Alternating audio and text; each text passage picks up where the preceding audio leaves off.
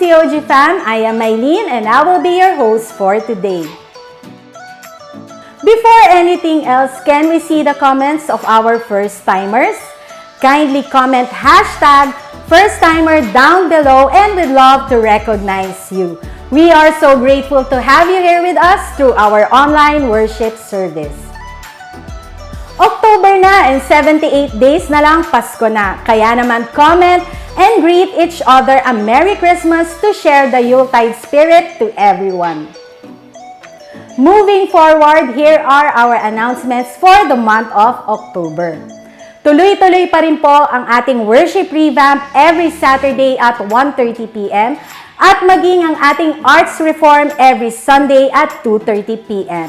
Don't miss this chance na matuto at magpagamit ng mas mainam pa sa ating Panginoon. Kaya naman, see you there! Our CLDP is also ongoing.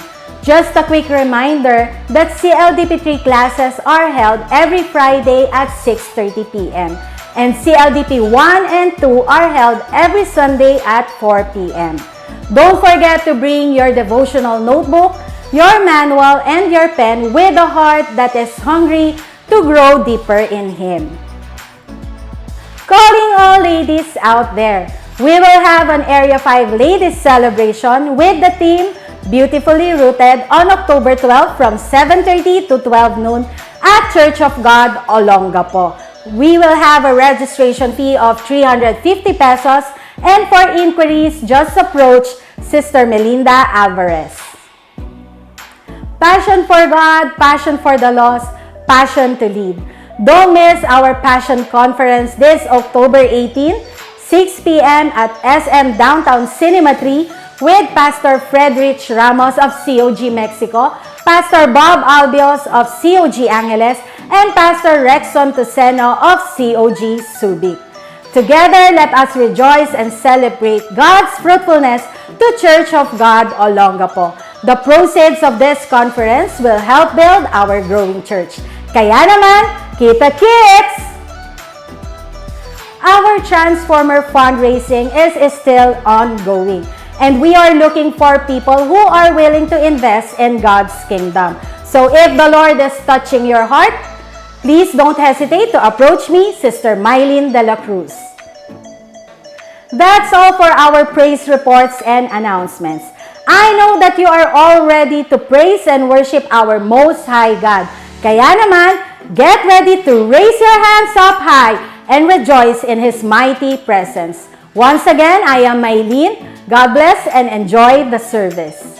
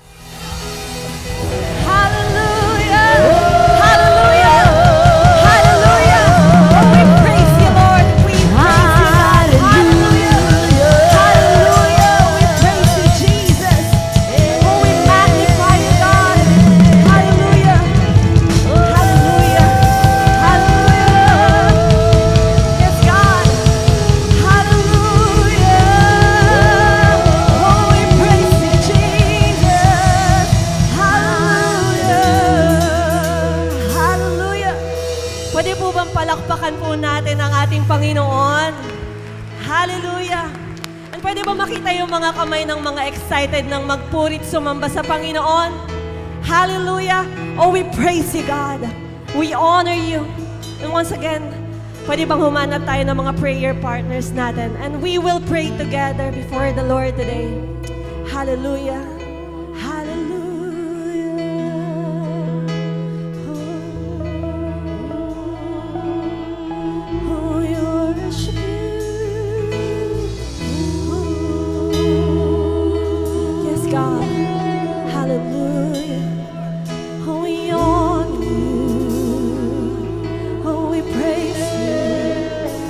We worship you.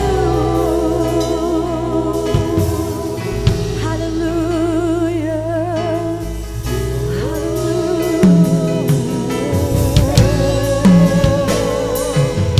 God, oh Jesus, oh we invite you here, we invite your presence, come Holy Spirit.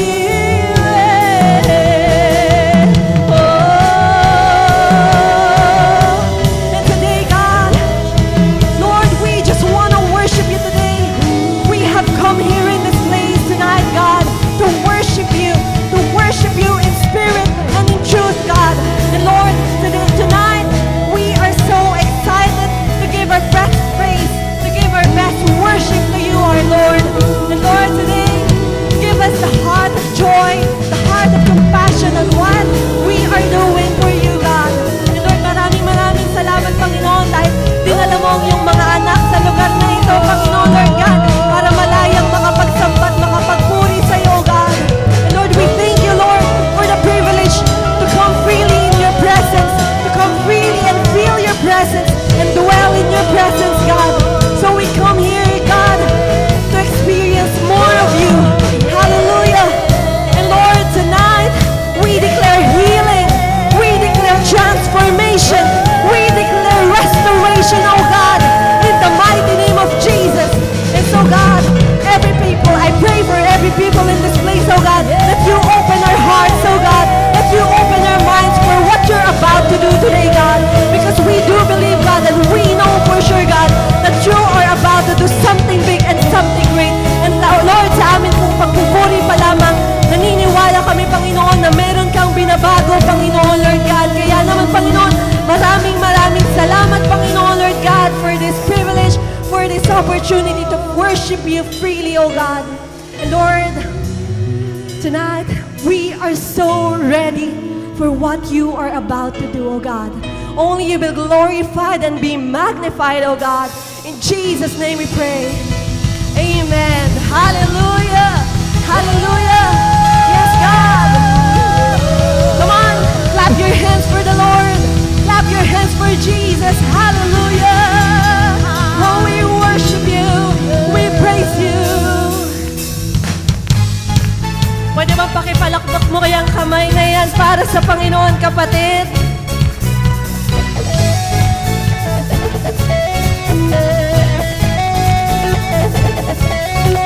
You are here as we lift you up. You are riding on our praise, being enthroned over everything. You are seated in our praise. Come on. This is prophetic, I can feel it in the air. We lift our praise and you change the atmosphere.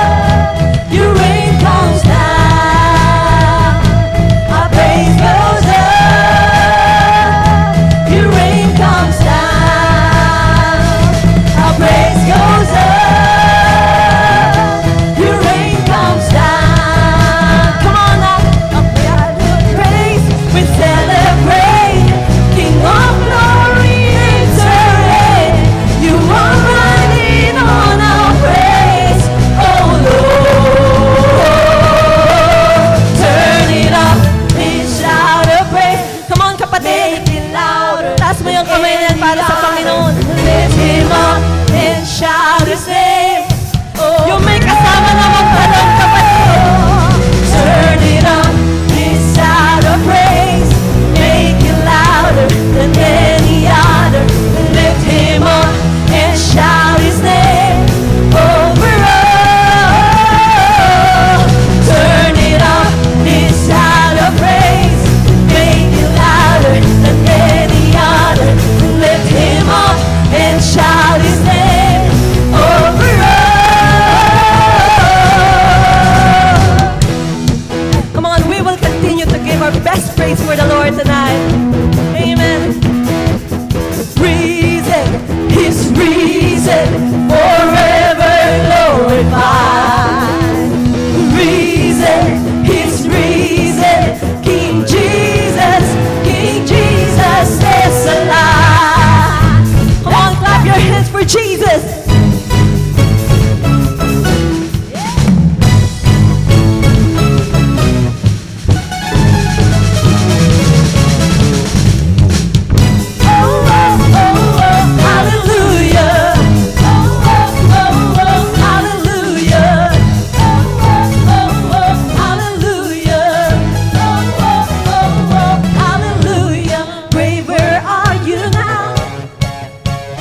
You've been over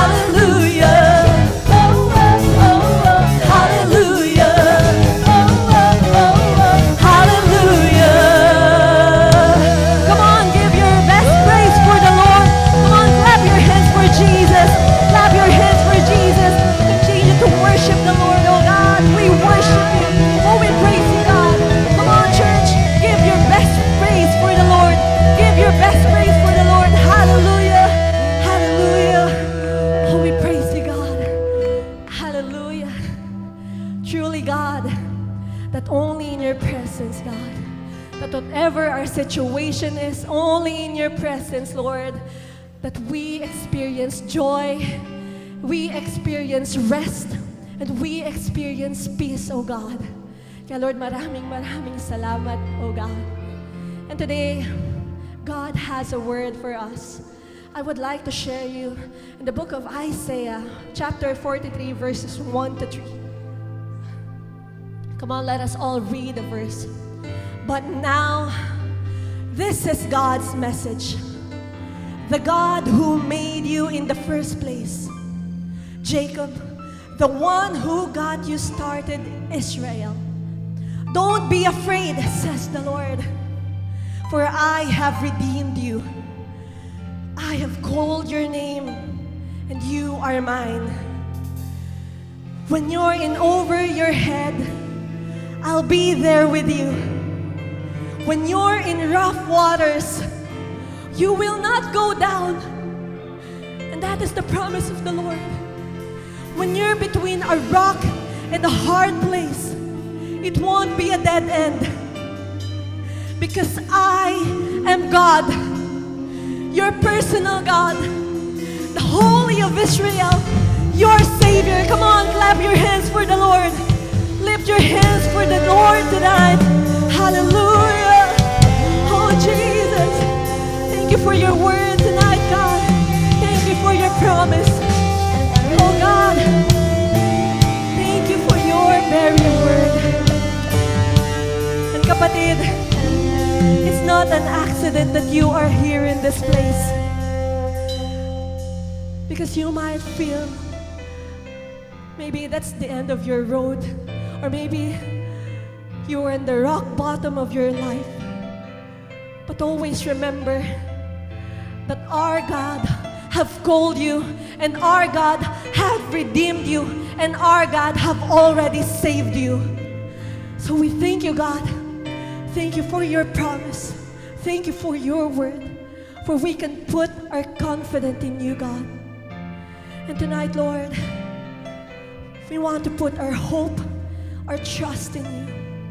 Tonight, God, we are open to receive your healing, to receive your power, to receive your restoration, to receive the transformation, to receive the breakthrough that you have prepared for us. Hallelujah. And as we worship you tonight, God, allow us to dwell in your presence, to be embraced by your love. Hallelujah. Thank you, Jesus. Oh,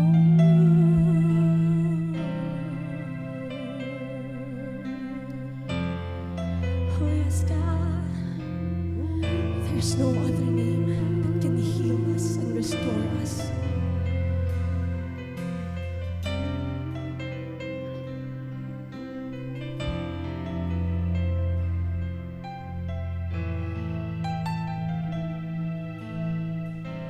There is hope in your name. You are able. You are able. Darkness flees in your name. You have overcome. You have overcome.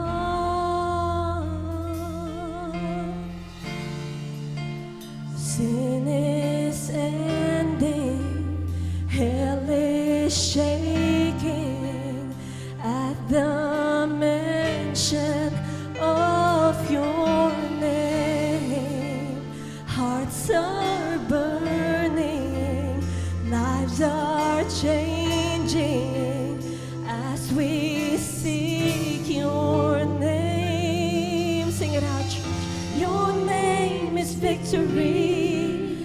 Your name is victory, Jesus.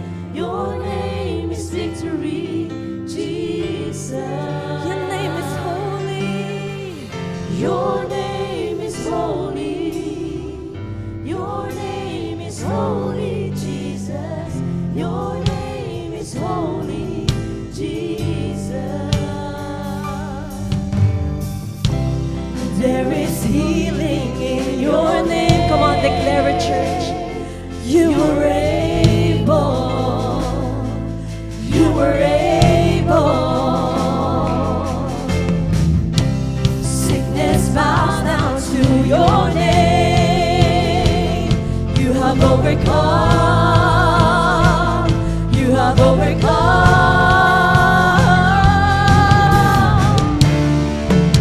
Sin is ending. Hell is shame. At the very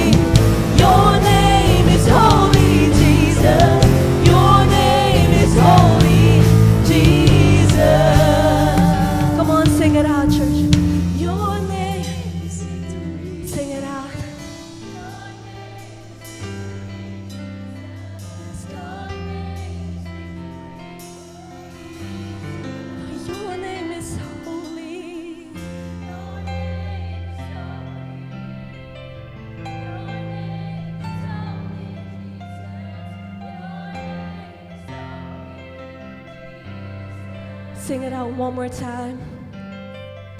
Your name is victory. Your name is victory, Jesus.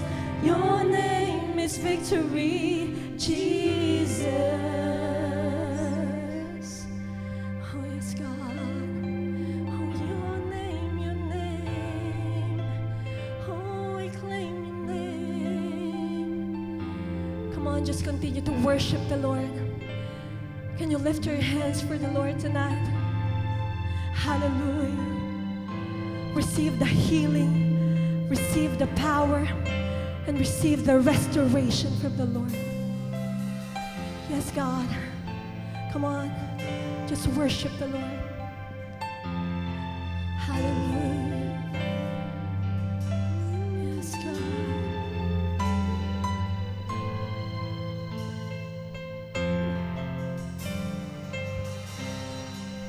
Just say a word, healing is Yes, here. God. Just say the word, freedom is here.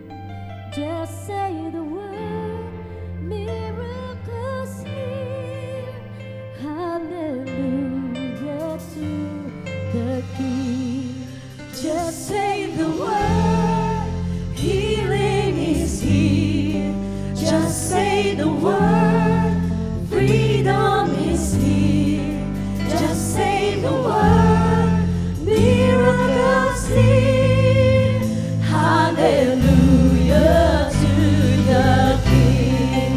Just say the word, healing. Come on, receive the healing. Just say the word, freedom is here. Just say the word, miracles here.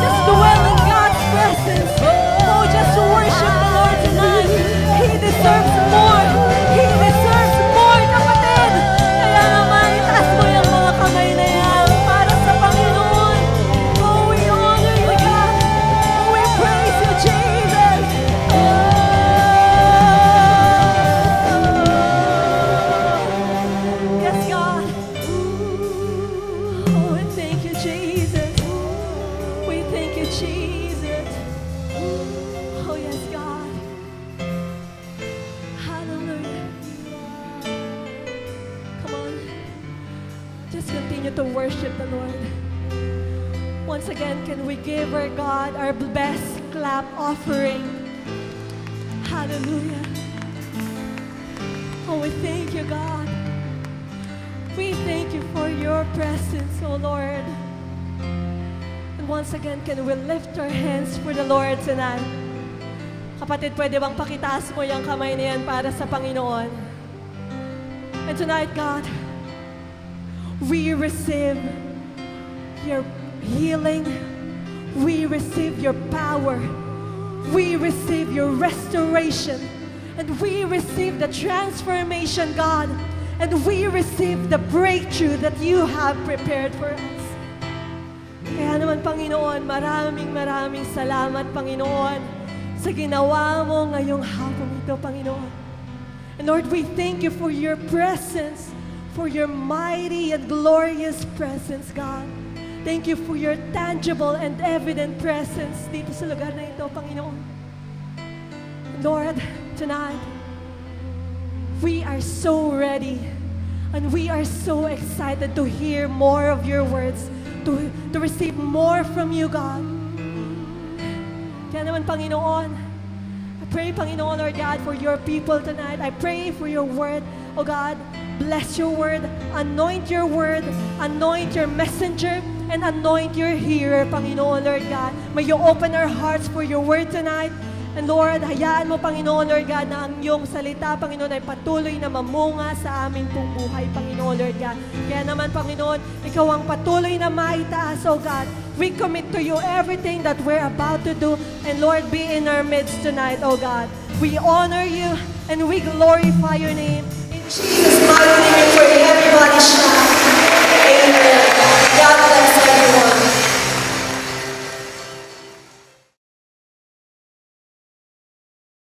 So, sige po, before we proceed po sa word ng Lord sa atin for this day, no, for tonight, pwede po muli, tayo ay manalangin.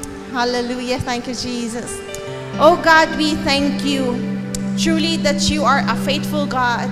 Truly that the God we serve is always present and is always available when we come to Him. So Lord, salamat Panginoon once again na during our praise and worship, naranasan ka namin ulit, God. And right now, Lord, as we come to hear your word, let every word that will be spoken, God, penetrate our hearts and souls. Let every word bring enlightenment and encouragement to each one of us. Lord, salamat sa buhay ng mga anak mong ito na nandito, nagbigay ng oras at panahon sa iyo, Panginoon. Dalangin ko'y pagpalain mo ang bawat isa sa kanila. And Lord, speak to each one of us. Teach us today, God. And even ako, Lord, as your servant, just use me, Panginoon, as your vessel, as your mouthpiece. Ikaw pa rin po ang magturo sa amin. Ikaw pa rin po ang mangusap sa bawat isa sa amin. Ikaw po ang maitaas at malwalhati sa aming kalagitnaan. Malaya kang kumilos, Panginoon. Punuin mo ang lugar na itong patuloy ng iyong banal na presensya. In Jesus' name we pray. Amen. Amen. Hallelujah. Thank you, Jesus.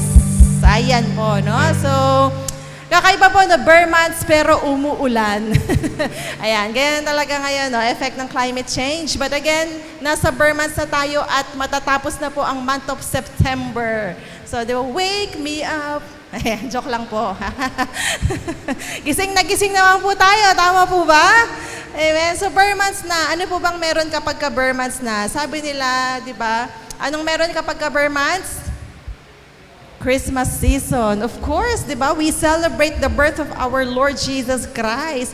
Pero ano-ano pa bang meron? Di ba? Pagka bare months, marami ang nagpapakasal kapag bare months. Tama po ba? Pansin ninyo, hindi na June bride, ganun eh. Kung hindi yung bare months na po ang maraming nagpapakasal. Bakit kaya? Ayan. Siyempre siguro, andyan yung mga bonuses, di ba? So, ayan, ang dami po nagpapakasal. Meron po yata sa atin, malapit na. Ayan, no? So, I'm sure of us na marami rin po sa atin na may kanya-kanyang plano na tayo this coming holiday season. 'Di ba? Baka naman pinag-iisipan mo na kung saan kayo mag-holiday, mag-Christmas, mag-New Year ng family mo. Saan ba kayo? Magbabagyo ba kayo? Tagaytay, Boracay, Palawan, di ba? Or Hong Kong, Japan, why not? Di ba po? So, baka may mga plano na tayo for the upcoming holidays. Marahil baka yung iba nakapag-book na ng accommodations, nakapag-book na ng mga flight nila. Sana all. Ayan, okay. Diba? So I believe na sa buhay natin, marami tayong mga bagay na nakaset na yung mind natin na ito po yung gagawin natin. Tama po ba?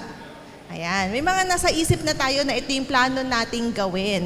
Maaaring nakaplano na kung ano yung for today gagawin natin or yung nakaplano na kung ano yung gagawin natin bukas. No? So naniniwala ako that we plan for our everyday life.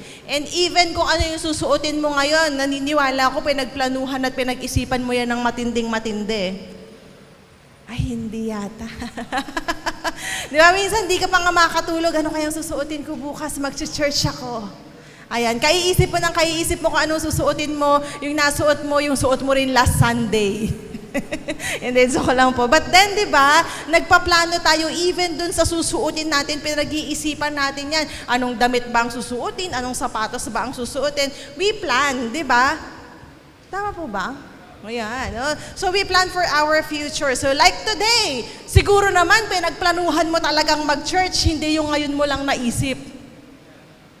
Tama po. Siguro naman nakaplano na talaga sa'yo yan that every Sunday mag-church ka talaga. No, hindi yung parang kanina lang naisip mo na, ay, sige nga, mag-church na lang ako. I believe na before dumating ang Sunday, kasama na sa plano natin that Sunday is for the Lord. Yeah, praise God kung ganun na po. And I really pray na sa atin po that we always make it a priority to worship the Lord ganito, pagka Sunday worship service po natin. And no matter what, sana po talaga, yun talagang priority natin on Sundays that we come to attend, to worship the Lord kahit na anong busy. Sana hindi matalo ng ulan, hindi matalo ng labahin, hindi matalo ng mga anumang bagay yung pag-worship natin kay Lord pag Sunday. So palakpakan mo yung katabi mo kasi nandito siya. Thank you, Lord. So, tapikin mo nga yung katabi mo, sabi mo, ano plano mo sa buhay mo? Naku, sumagot, wala daw. Ayan. No? Ano plano mo sa buhay mo, kapatid? Ayan. May plano ba tayo? Ayan, taas nga yung kamay mga may plano sa buhay. Ay, parang mas marami yung walang plano sa buhay. Ano nangyari? Amen. So, pag-uusapan po natin ngayon is about life's perspective. Okay, ano ba yung pananaw natin sa buhay? Ano po ba yung pagkakaintindi? Ano po ba yung nakikita natin, na-view natin or viewpoint, paniniwala, pananaw po natin sa buhay? No? Yung life's perspective po natin. So let us read in James chapter 4 verses 13 to 17. Sabi po dito, "Come now, you who say, today or tomorrow we will go to such and such a city, spend a year there, buy and sell, and make a profit." Verse 14, "Whereas you do not know what will happen tomorrow, for what is your life?" Diba? What is your life? "It is even a vapor that appears for a little time and then vanishes away." Verses 15 to 17, "Instead, you ought to say, if the Lord wills, we shall live and do this or that. But now you boast in your arrogance. All such boasting is evil, and therefore to him who knows to do good and does not do it, to him it is a sin." Praise God. Blessed be the word of God. So, ayun po, yung binasa po natin text is in the book of James. Actually, the book of James is very simple, very straightforward. Pag binasa po natin siya, madali pong unawain ng book of James. And even yung binasa natin, actually, it doesn't need parang further explanation na iintindihan po natin. Tama? No, the book of James, his teachings are very straightforward and is easily understood. So dito po sa James chapter 4, yung binasa po natin is from verses 13 to 17. But if we will look at it, yung mga unang verses po niyan from verse 1 to 12, ang pinag-uusapan po doon is how do we submit to God? Ano ba dapat yung character natin? Ano ba dapat yung pag-uugali, yung attitude na meron tayo on how we are able to submit to God? And then come verse 13 to 17, James talks about our life. What is your life? Sabi niya. Tama po ba? And so, what are we going to do today or tomorrow? Ano ba yung dapat nating gawin? No, ito po yung dapat daw po nating gawin, no po, every day sa buhay po natin. And whatever you do, whether in word or deed, do it all in the name of the Lord Jesus, giving thanks to God the Father through Him. Amen? So, ito po dapat pala yung ginagawa natin every day in our life, that whatever we do in words or in deeds, gagawin natin for the Lord, for His glory. Amen?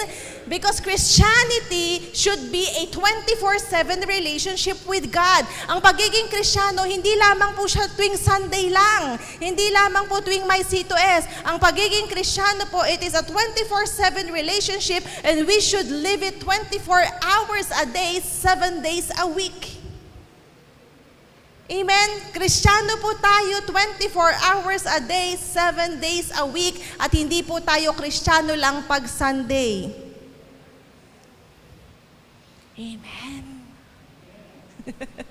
And every day should be a day in which we seek to bring glory to God sa buhay po natin. Every day we seek to bring glory to our God. Bakit? Because we are made for Him and through Him. Amen? We were created for God's glory. Siya ang nagbigay ng buhay sa atin, ng hininga po sa atin. Praise God, kasi ngayon humihinga ka pa, buhay na buhay. Tingnan mo nga yung katabi mo, buhay pa ba? Humihinga. Baka naman nakaupo na lang dyan nakapikit. Humihinga pa. Amen. Praise God. Palakpakan mo naman si Lord kasi humihinga pa tayo. Amen. So God gave us life, humihinga pa tayo, buhay na buhay pa tayo, and more than that, He gave us the gift of eternal life. Amen? And so, sa James, po, binasa natin kanina, sabi, what is your life? So, ano ba yung proper perspective natin dapat sa buhay? Ano po ba yung dapat na tamang pananaw po natin sa buhay? Okay? Number 1, we must carefully make plans in our life. Sa buhay po natin, dapat nagpaplano tayo, hindi basta pagpaplano lang, but we need to carefully make plans in life. Okay? Carefully make plans. Okay? Sabi po dito sa verses 13 to 14 ng James chapter 4, no, may plano siya. Okay? Come now, you who say, today or tomorrow, we will go to such and such a city, spend a year there, buy and sell and make a profit. Yan yung plano niya. Okay? Pupunta sila sa isang lugar, no, to such and such a city, sabi niya, spend a year there, magstay sila doon ng 1 year, magbe-business and make a profit. Yun yung plano niya. This person is certain and sure that in a year time, magbabay and sell siya doon and make a profit. Pero, sabi dito sa verse 14, whereas you do not know what will happen tomorrow. Amen? This man is certain that he will make a profit in a year. Pero yung reality, sabi ni James, you do not know what will happen tomorrow. Paano ka nakakasigurado that you will make a profit? What if pagdating mo doon, tapos na? Amen? What if hindi pala? You do not know what will happen tomorrow. That's why we need to carefully make plans in our life. No? So tayo po ba tayo, planner po ba tayo? Ibig sabihin, do we really make plans sa buhay natin or come what may lang? Ako po kasi, masasabi ko po that I am a planner. Even sa trabaho ko po, I have my table calendar. At doon po sa aking table calendar, I take note every day what will I do. No, for example, tomorrow, sa date na yon, dahil 30th po yun, nakalagay na doon kung ano yung mga tatrabahuhin ko. I will make my journal vouchers kasi accountant po ako sa aking profession. So I will make my journal vouchers, my adjustments, and so on and so forth because closing ng FS. So naka-detailed po doon kung ano yung gagawin ko. And then come nakalagay po doon process payroll, blah, blah, blah. Detailed kung ano po yung gagawin ko. Kasi po, personally, I am a planner. No po, nung kinasal po kami ni Pastor, ako po ang nagplano ng kasal namin every detail. Hindi po ako kumuha ng wedding planner. Kumuha lamang po ako ng on-the-day coordinator para hindi na ako ma-stress na ako pa yung magko-command dun sa mga gagawa. But I planned everything. Kasi po, I myself is a planner. No, very detailed po ako mag-plan. Nung nag-travel po kami, may checklist ako kung ano yung dapat dadalahin. Nung ooperahan po si Bella sa Heart Center, may checklist ako. I make list of everything so that wala akong mamimiss out. I carefully plan. So, hindi ko po alam sa atin kung ganun po tayo. No? But more than those planning, talaga ba nagpaplano tayo para sa buhay po natin carefully? No, as Christians, as believers, we need to be planners in our life. We need to plan the direction kung saan tayo tutungo sa buhay po natin. So sabi niya, today or tomorrow, pupunta kami dito, spend a year there, buy and sell, and make a profit. Ganun ba natin pinlano lang basta yung buhay natin? Basta pupunta ako ng ibang bansa, magtatrabaho ako doon, kikita ako, mag-iipon ako, tapos babalik ako, that's it. Ganun ba yun? Di ba ganun magplano-plano tayo? Tama? Ang daling planuhin, tama? Pero is it a careful planning? Ang sabi, you do not know what will happen tomorrow. I'm sure sa buhay natin, marami tayong pinlano na hindi nangyari. Tama po? I'm sure marami tayong specific plans sa buhay natin pero hindi nangyari. No po? Sabi po sa Proverbs 27:1, do not boast about tomorrow. Yes, we make plans pero wag masyado, no? Sabing gano'n, do not boast about tomorrow. For you do not know what a day may bring forth. Actually, after an hour, after this service, hindi rin talaga natin alam kung ano mangyayari. Amen? We are not sure. Di nga natin alam kung bubuhos ba ang ulan after the service or hindi na. Hindi natin alam what will happen sa pag-uwi natin sa bahay natin. Tama? We make plans anong kakainin natin for dinner but still we don't know what will happen. Amen? Are we here? No? Every minute, every hour, every day is uncertain. Bakit? Kasi yung isip natin is limited. We can make plans but we do not know. We cannot know the future. We do not know what will happen. Amen po ba? Are we here? Ayan.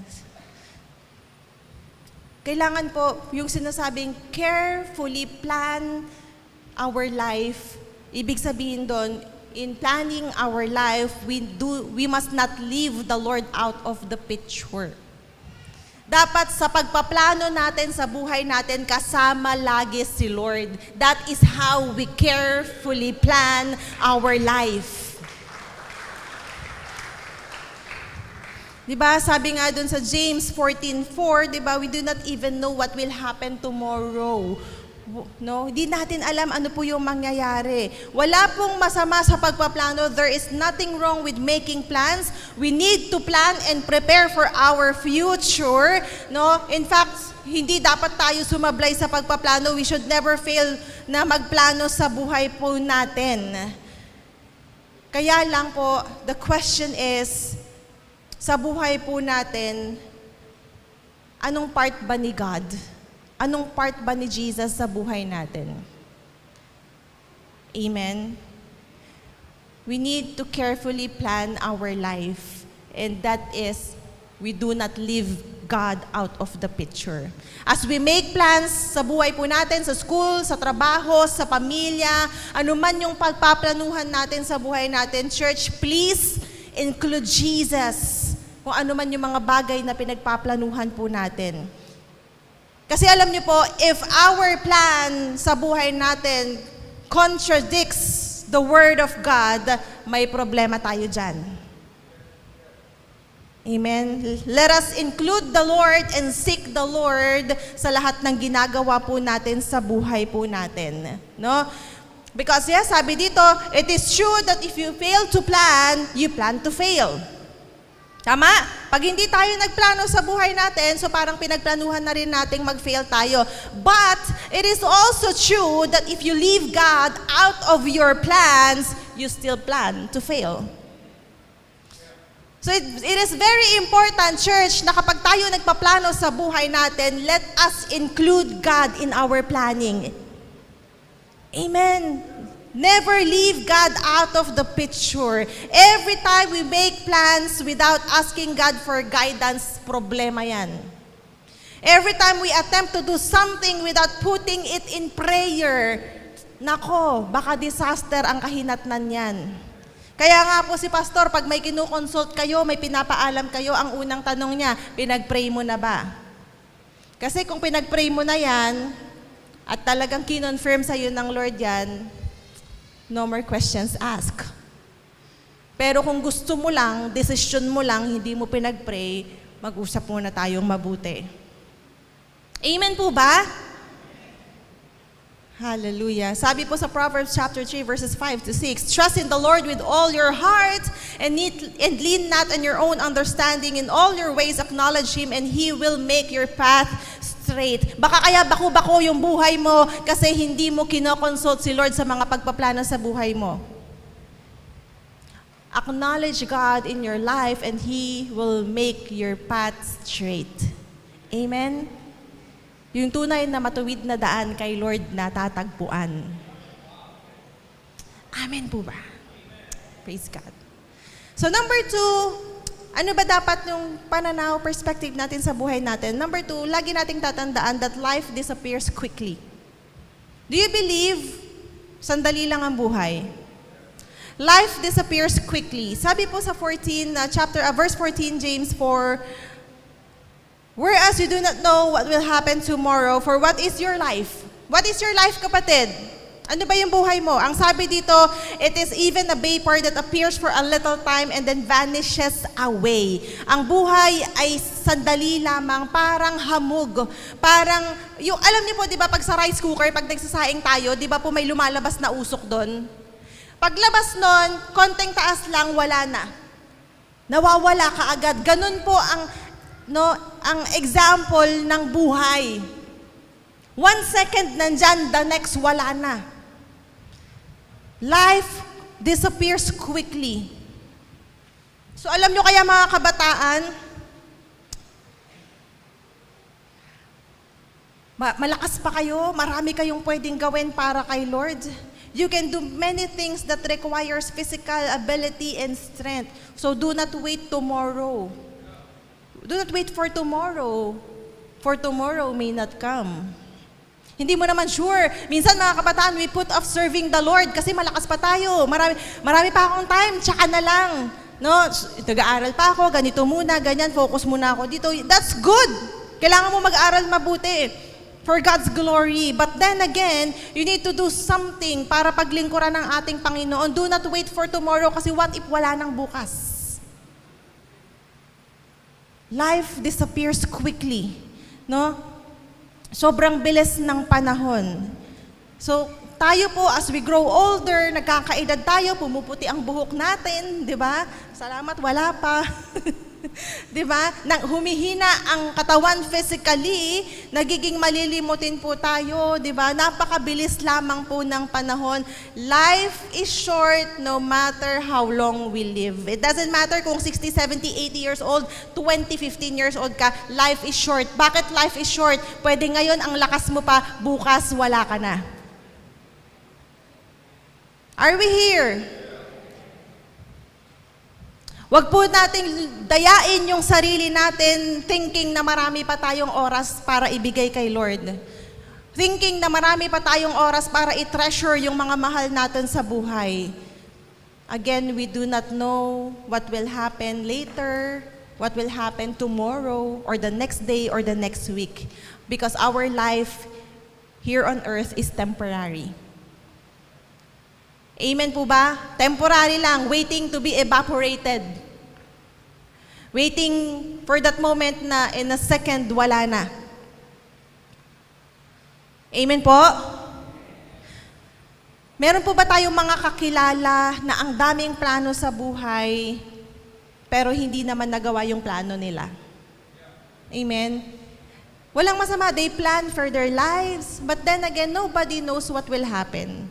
Because, life disappears quickly. Kaya, dahil sa ang buhay, hindi natin masasabi, po, we need to live our life for God. Amen? Maglingkod na tayo kay Lord. Paggamit na natin yung buhay natin kay Lord while we can. Kasi pagharap natin kay Lord, wala na pong rewind, wala na pong retake na, Lord, teka lang, balik mo ako, gusto ko pang mag-serve eh. Lord, hindi pa ako nakakapag-serve. Wala nang rewind, wala nang retake. Tapos na.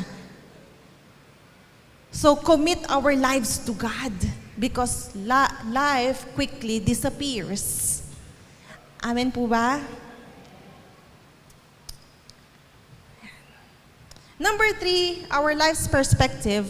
Dapat, we seek the Lord's will. Always seek the Lord's will. Okay? Sabi po dito sa verse 15 ng James chapter 4, instead you ought to say, if the Lord wills, we shall live and do this or that. Yes, we carefully plan for our life, pero dapat yung carefully planning that is including the Lord in all our plans and asking if this is the will of God. Maraming mga tao ang plano sa buhay, pero walang pakialam kung will ba to ni Lord. Marami tayong gustong ma-accomplish sa buhay natin, marami tayong gustong mangyari gawin sa buhay natin, pero marami rin pong tao na nagpaplano pero hindi iniisip, hindi tinitake into consideration if ito ba ay will ni Lord. Amen po ba? As a believer, dapat tayo lahat ng pagpaplano natin, lahat ng decisions po natin, ang question ay, ayon ba to sa kalooban ni Lord? We must make sure na yung mga plano na yon ay yun ang gusto ni Lord para sa'yo. Yes, we are to plan our lives, but still, kailangan po ma-recognize natin that we have a God who is sovereign, who is divine, who is all-powerful and all-knowing. He knows everything. Amen? Kaya let us seek yung will ni Lord sa buhay natin. It is more than just saying, Lord, kung will mo, pero sinusunod mo pa rin yung gusto mong gawin. Tama po? It means planning with God as we make our plans. Dapat yung mga plano po natin, we evaluate it kung pasok ba to sa standard ni Lord? Pasok ba to sa salita ng Diyos? Pinag-pray ba natin yung mga pinagpaplanuhan po natin sa buhay natin? Let us listen for God's leading and guidance. Dahil yung pagpaplano nakasama si Lord, it pleases God. Yes, lahat po tayo, may kanya-kanya tayong priorities, di ba? Kasi may estudyante, may trabaho, may pamilya, whatever is our priority, okay lang po yan. Everyone has a priority. May list tayo sa buhay po natin and that list ay nagbabago from time to time. Okay, but I pray na sa buhay po natin, ay we really make plans, but our priority lagi dapat ay si Lord at dapat lagi in tune si Lord sa priorities po natin. Remember, His will is always right and the best. Yung will ni Lord, yun palagi yung the best at yun palagi ang tama.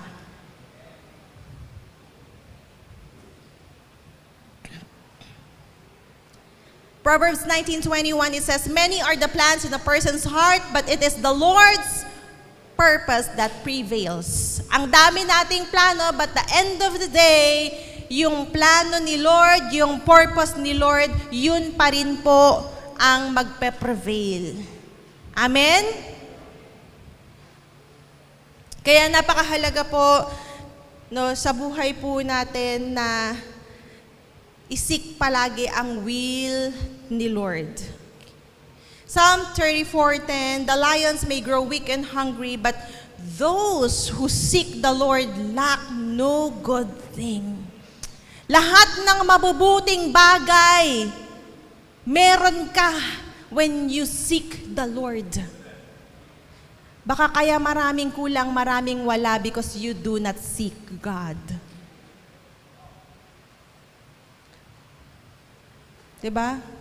Lions may grow weak and hungry. Nagugutom, nanghihina daw yung mga lions. Pero yung taong nagsisik kay Lord, walang kukulangin yan. Amen? Those who seek the Lord lack no good thing. Kaya we carefully plan for our life and seek His will.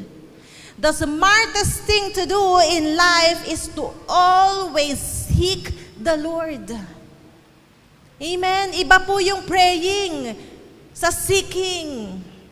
When we seek the Lord, hindi ka titigil hanggat hindi mo natatagpuan. Pag may hinahanap ka, hindi ka titigil hanggat di mo nahahanap at nakikita. That is seeking. Di ba? Kaya nga yung tagu-taguan, hide and seek. Hahanapin at hahanapin mo hanggat di mo nakikita. Seek the Lord. Amen. We must seek to know Him and seek to do His will in our life. Seek to know Him more. Lalo natin siyang hanapin. Hanapin siya sa buhay natin. Hanapin ang will niya sa buhay natin. Alam niyo po, napakaganda po pag sinisik natin si Lord sa buhay natin. Bakit? We may not know what will happen later, tomorrow, or the next day, or the next week, but God does. We may not know what will happen, but God does. Hindi natin alam kung gaano tayo katagal mabubuhay, pero si Lord alam niya. If we want a future that is certain, then we must put our lives in God's hands and depend on Him on everything. Magtiwala tayo sa Diyos. Amen po ba? As we carefully plan for our life, lagi nating tatanungin, will ba ito ng Lord sa buhay ko? Kapag hindi yan naaayon sa salita ng Diyos, hindi na agad yan will ni Lord. I tell you. If it contradicts the Word of God, hindi yan will ni Lord. Always remember that. Amen? Next. Self-sufficiency is boasting. Okay? James chapter 4 verse 16, it says, "But now you boast in your arrogance. All such boasting is evil." Remember, yung taong nagsasabi kanina, nasabi niya, we will go to such and such a city, no, buy and sell, stay there for a year, buy and sell, and make a profit. Basta sabi doon na sinasabing, he is boasting. Why? Kasi he is certain, he is sure to himself na he will make a profit in a year. No, self-sufficiency kasi siguro magaling siya magnegosyo, may pang-invest siya, and so on and so forth. Kapag sa buhay natin nagpaplano tayo, but we leave Jesus, we leave God out of the picture, we trust our own abilities, talents, lahat ng kakayahan na meron tayo, sa sarili lang natin tayo nagtitiwala, that is already boasting.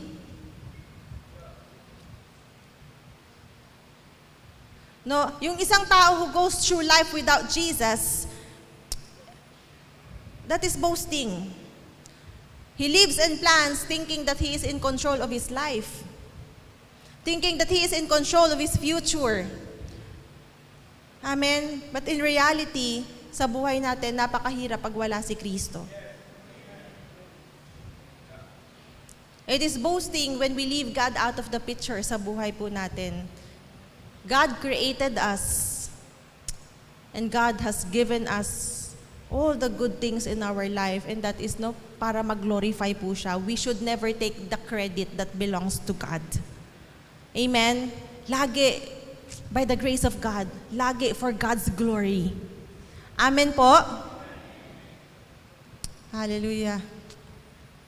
Number 5, doing nothing is a sin. Ayan. Hala, wala na nga ginawa. Nagkasala pa. Doing nothing is a sin. James chapter 4 verse 17, it says, "Therefore to him who knows to do good and does not do it, to him it is a sin.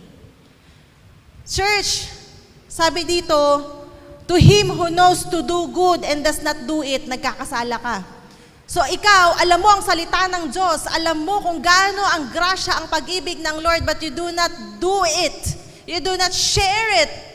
You're sinning. You know what to do, di ba? You know to do good, pero hindi mo ginagawa. It is sin. Amen po ba? So it's a sin to do nothing. It is a sin to know God and do nothing. It is a sin to know the faithfulness of God and do nothing. Alam mo, mahal ka ni Lord, niligtas ka ni Lord, di ba? And you do nothing. It is a sin. Amen po ba? No, hindi ko naman po alam niyo po kasi, a lot of times we focus doon sa negative things lang sa mga kasalanan, sa mga ginagawang hindi maganda, yung pangangalunya, 'di ba? Yung pagsisinungaling, pagnanakaw, and yan yung very famous na sin that we talk about. Pero sabi pala ng Lord, when you know to do good and does not do it, it is sin. Amen po ba? Yes, it is a sin to lie. Diba? Kasalanan ng magsinungaling. But it is also sin to know the truth and not tell it. It is a sin to speak evil of someone. Masama pong nagsasalita ng hindi maganda against other people. But it is also a sin to avoid that person when you know he needs your friendship. It is a sin to disobey God. Tama po ba? But it is also a sin to act without seeking His guidance. Amen? Alam niyo po, ang daming mga nag-a-attend sa church, pero listeners lamang, hindi doers of the word. Sana tayo ay hindi manatiling taga-kinig lang. Sana po tayo ay maging taga-gawa ng salita ng Diyos. Because He said in James chapter 1 verse 22, be doers of the word. Malinaw po, di ba? Kailangan pa ba ng paliwanag? Be doers of the word. And not hearers only. Sana hindi tayo manatiling taga-kinig lang, taga-rinig lang ng salita ng Diyos. Sana ginagawa at ina-apply natin sa buhay natin ang salita ng Diyos. Be doers of the word. Sabi mo nga sa katabi mo, be doers of the word. Hindi niya masabi kasi siya mismo hindi doer. Ay, sorry. Amen po ba? Sige, palakpakan muna nga natin si Lord. Ayan. Sige.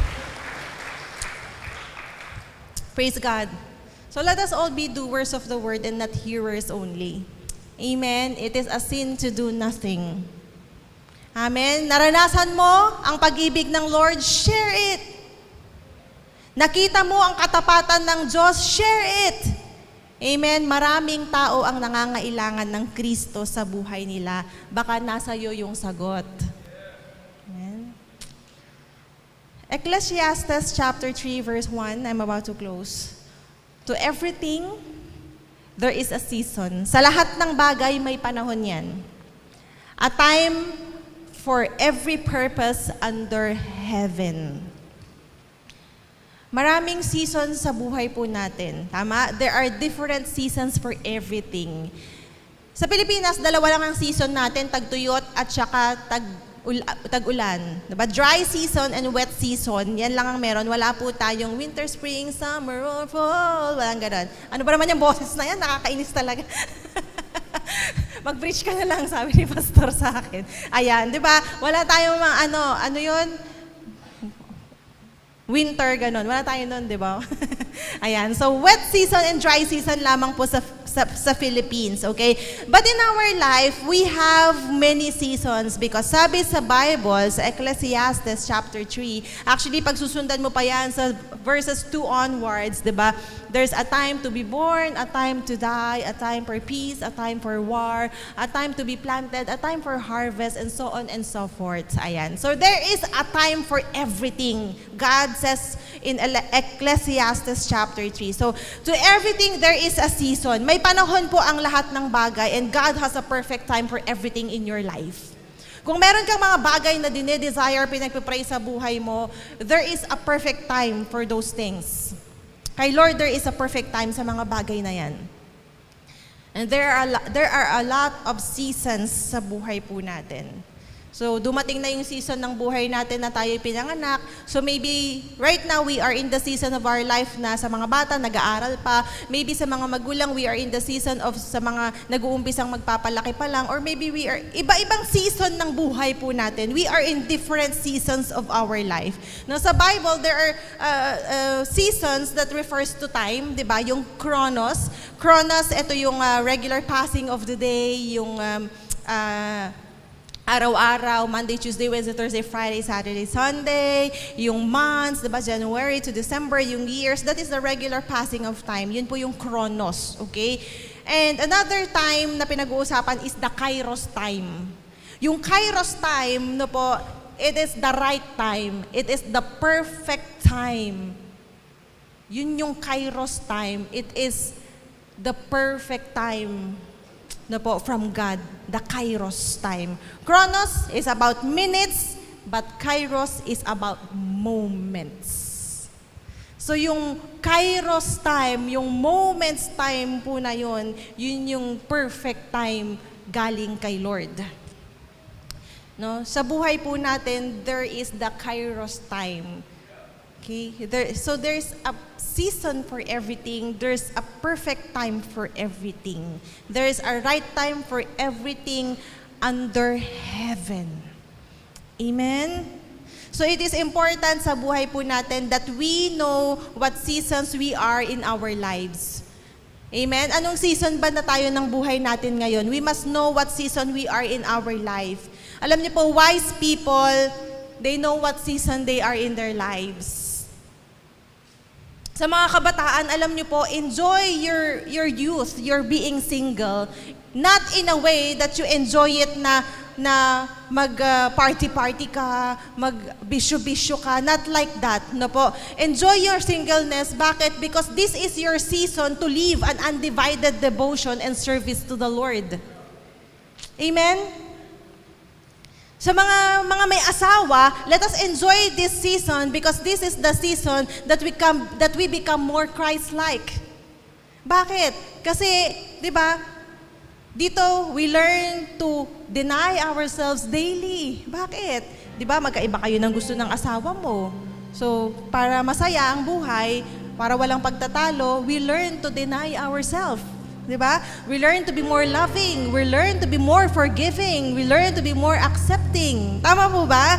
So let us learn to enjoy every season of our life. Kahit mahirap yung season, kahit masakit yung season, kahit napakadilim, napaka-imposible ng season, let us learn to enjoy every season of our life. Alam mo, ang kaaway, i-distract tayo niyan. Si Satan gusto niyang masayang yung bawat season ng buhay natin. No, in every season of our life, may lesson.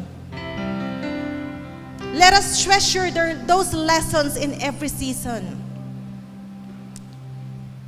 No, ang problema sa atin minsan, actually madalas, we do not appreciate yung current season ng buhay natin. Mga kabataan, di ba? Nagmamadali. You are in your single season, pero gusto mo mapunta agad dun sa married season. Gusto mo mag-asawa, nagmamadali ka. Yung mga may asawa naman, nasa married season ng life, gusto bumalik sa season ng single. Ano ba talaga? Di ba? We need to enjoy and to learn from every season of our life. Wag po tayong mabuhay even in the past, in regrets. Tapos na yon. Let's move in this present season and the next season in our life. Kung ano man yung season ng buhay natin ngayon, di ba? So everything, there is a season. Kung ano man yung season ng buhay po natin ngayon, may purpose po si Lord dyan.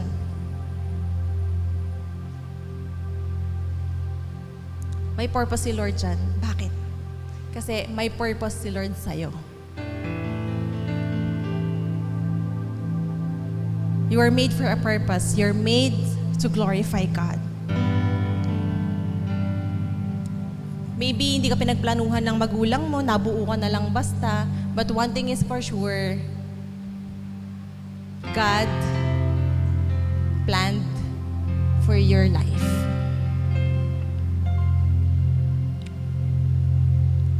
So no matter what season we are in our life today, let us always remember to put God first in our life. Again, yung buhay natin, isa lang yan.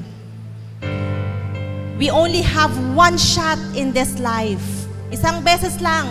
Walang rewind, walang retake. We only have one shot in this life, so let us live it the way God wants us to. Isa lang mang yung buhay na to, so sana gawin natin kung ano yung gustong ipagawa ni Lord sa atin. Romans 8:28, and we know that all things work together for good to those who love God. Do you love God? To those who are called according to His purpose. Lagi nating kinokot yung all things work together for good. Pero nakakalimutan natin kanino nag-work together for good? Doon sa mga nagmamahal sa Diyos at doon sa mga tinawag ng Diyos for a purpose. And do you believe that you have a purpose? Amen. Your purpose is to glorify God. You have a purpose. And so if you love God, all things work together for good. Sige, papalakpakan natin si Lord. Whatever season you are in your life right now, I don't know ano yung pinagdadaanan mo season, how hard it is, o ano man yung sitwasyon mo sa buhay ngayon.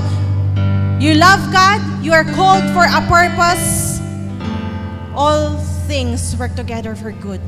Be it hindi maganda o maganda ang sitwasyon mo ngayon, it is for your own good, para sa ikabubuti mo yan. No matter how hard, how dark yung season ng buhay natin, it is not yet the end. Humihinga ka pa, may gagawin pa si Lord. Ang mahalaga, malinaw sa atin, ang ending ng story, mag-glorify si God.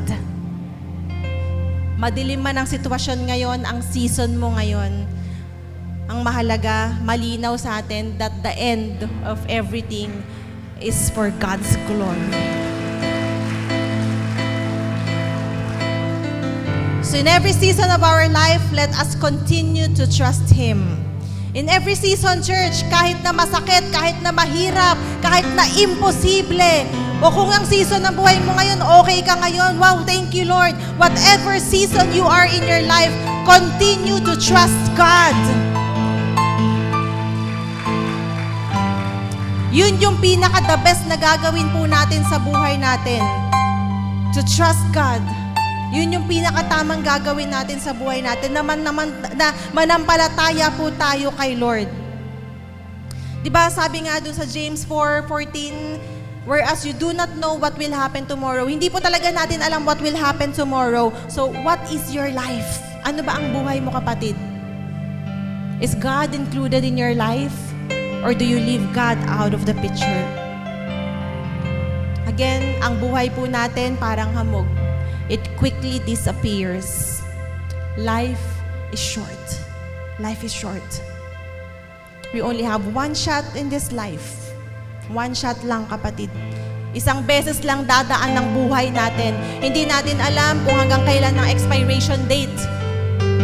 Sabi ko nga po, yung mga delata, nakalagay ang expiration date niyan. Diba? May mga packages tayo, may mga imported goods tayo sa bahay. Minsan ayaw talaga nating galawin eh. Para sa special occasion lang nakalagay sa shelf, tama? Minsan nilalak pa ni nanay sa cabinet. Di ba? Yung mga spam, mga ganon, di ba? Yung mga skippy. No? Ayaw galawin. Pero may expiration date yun eh. Naka-reserve for special occasion. Gagamitin kapag may special na okasyon. Minsan, dahil walang dumarating na okasyon, hindi nagagamit. Pagtingin mo, ay, expired na. Di ba? Expired na. Itatapon mo na kasi hindi na pwedeng i-consume kasi expired na. Wow, good thing. May expiration date yung mga delata, yung mga bagay na yan. Pero tayo, hindi natin alam kung kailan na expiration natin. Huwag mong hayaan na nasa shelf lang ka lang naghihintay for the special occasion. Every day must be a special occasion to glorify God because we can never know kung may bukas pa. Only God knows kung hanggang kailan lang tayo mabubuhay. So bakit hindi pa natin ibigay yung pinaka-the best para kay Lord? Minsan kahit sa praise and worship, hindi natin maitodo. Yung pagsa-Sunday, ang daling tsaka na lang ako mag-church, marami akong gagawin ngayon. Paano kung next Sunday, wala ka na? Praise and worship ngayon, hindi mo maitodo yung pag-worship mo kasi may iniisip ka. Paano kung pag-uwi natin, pagtulog, hindi na magising? We only have one shot in this life. There's no more retake. There's no more rewind. So let us give our best to glorify God. Alam niyo po, recently lang, no, may kilala akong mga tao. So, no, kahapon okay pa. Bigla na lang may nangyari. Ngayon, nakaburol na. Meron po akong kakilala. Okay na okay, ang lakas, no po, masipag. Okay na okay siya, hindi mo akalain pagka-check up, paglabas ng result, may cancer pala. We do not know tomorrow. We only have one shot in this life. So do not be complacent na okay pa ako, malakas pa ako. Do not be complacent. Hindi natin alam, what if tomorrow never comes? Kahit bata pa tayo, minsan kasi iniisip natin ng death para lang sa mga may edad. Kahit na bata pa tayo, we will never know what tomorrow will bring. So might as well use that life for God's glory. Sige po tayong lahat. Hallelujah.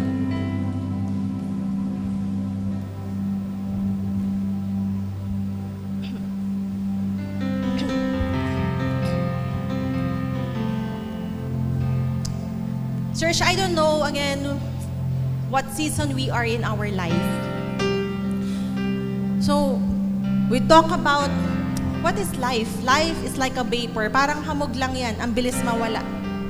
Pag silip mo ng bintana, nandyan pa yung hamog. Sabi mo, lalabas ka para i-enjoy yung hamog. Nagtimpa ka lang ng kape mo, paglabas mo, wala na yung hamog. Life is like a vapor. Parang hamog lang. It quickly disappears. And in this life, there are a lot of seasons. I don't know what season are you sa buhay mo ngayon. Hindi ko alam anong pinagdadaanan mo ngayon. Hindi ko alam anong sitwasyon ng buhay mo ngayon. But one thing is for sure, iisa lang yung buhay na yan at mabilis lang ang buhay. Ang tanong, paano mo ginagamit yung buhay na yan? Ang tanong, anong ginagawa mo sa buhay na yan? Ang tanong, nag-glorify ba si Lord sa buhay na yan? Ang tanong, part ba si Lord sa buhay na yan? Or you leave God out of the picture? So today we will worship God. We will worship God dahil ang Diyos natin tapat at mabuti sa bawat panahon ng buhay natin. In all seasons of our life, God is present. In all seasons of our life, hindi niya tayo iniwan o pinabayaan. So let's worship God today. Ano man yung season ng buhay mo ngayon, believe that God is in control. Ano man yung season ng buhay mo ngayon, believe that God is up to something greater. So let's worship God today. Sige po, taas natin yung mga kamay natin. Oh, hallelujah. Yes, Jesus. O Diyos, Ikaw ang tunay na dakila sa mundo. Ikaw ang haring nagmahal ng tulad ko. ginawa mong lahat, pag-ibig mo ay tapat at wagas. Hallelujah. O Diyos, wala nang papantay sa kabutihan mo. Ang ngalan mo'y itataas sa buhay ko. Sundin ang loob mo, iparinig ang nais mo. Yes, God. Sa lahat ng panahon, Diyos ka sa amin. Sa lahat Come on, ng church. oras, Sing it out to God. nariyan para Awitin mo para sa Panginoon. amin. Panginoong Jesus, purihin ka. Dakilain ka sa buhay ko, aming Ama. The Lord sees your heart right now. Nakikita niya ang puso mo, kapatid. So just worship Him. No matter what season you are into right now, choose to worship Him. Sa mundo, Choose to trust God. ikaw ang haring nagmahal ng tulad ko. Sundin ang loob mo, iparinig ang nais mo. Sa lahat ng panahon, Yes, God. Diyos ka sa amin. Sa lahat ng oras, nariyan para sa amin. Panginoon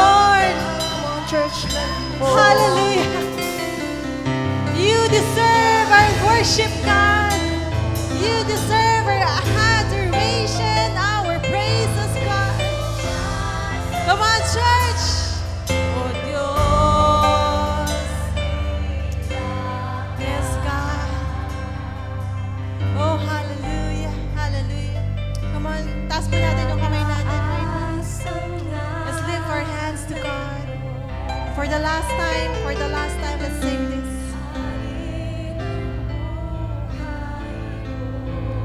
Come on, church, sing it out.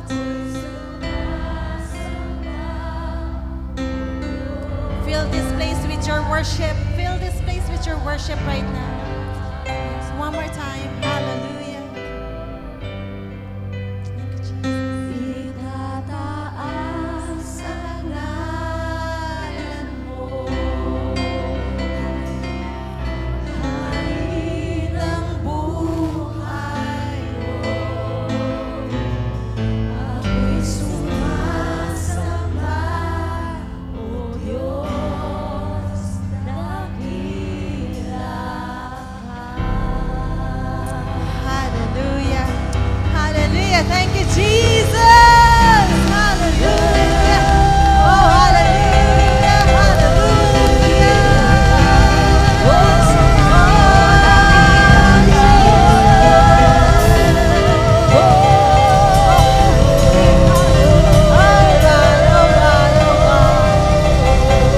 Thank you, Jesus.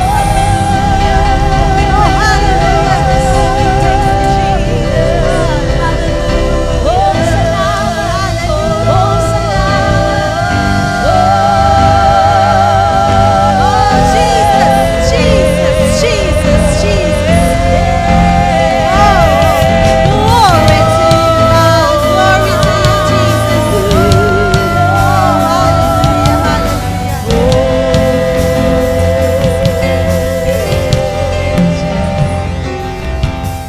Let's lift our hands to God. I'll pray for you. Hallelujah. Oh, thank you, Jesus. Lord, salamat sa hirap na buhay. Salamat sa bawat hininga na mayroon kami, Panginoon. And Lord, dalangin ko sa buhay ng bawat isa sa amin, ang nag-iisang hiram na buhay na ito, magamit para sa iyong kaluwalhatian, Panginoon. And Lord, that in every season of our life, mahirap man o madali, mananatili kami sa presensya mo, Panginoon. Mahirap man o madali, mananatili kaming naglilingkod at sumasamba sa iyo, Panginoon. Mahirap man o madali, mananatili kaming nagtitiwala at nananampalataya sa iyo, Panginoon. Lord, dalangin ko sa buhay ng mga anak mo, sa bawat isa sa amin, Panginoon, that we may enjoy and learn from every season of our life. And Lord, na dumating man yung panahon, yung perfect time mo para sa amin na makapiling ka dyan. Lord, ang dalangin namin, haharap kami sa iyo na naibigay namin ang pinakamainam na paglilingkod sa iyo, Panginoon. At sasabihin kong, well done, my good and faithful servant. Lord, I pray sa mga anak mo, Panginoon, bigyan mo ang bawat isa sa kanila ng kalakasan, ng kapangyarihan mula sa banal na spirito na lakaran ng iyong mga salita, ang iyong mga pangako sa kanilang mga buhay, Panginoon. That in every season of their life, they will experience your love, your goodness, and your faithfulness, Lord God. We will continue to trust in you, Lord God, in every season of our life, because we know that you will never leave us nor forsake us, because you love us so much. Kaya, Lord, maraming salamat muli sa oras na ito, Panginoon. Pagpalain mo ang iyong mga anak, Lord God. Bless us in every season of our life, God. In Jesus' name we pray. Amen. Amen! Tunay na napaka-powerful ng salita ng Diyos. Kaya naman, don't forget to share your takeaways to your friends and loved ones. For your tithes and offering, you can send it through bank or GCash na naka-flash sa inyong mga screens. Or you can personally drop it here sa ating church. Thank you so much for joining us today. Again, I am Maylene. God bless and see you next Sunday.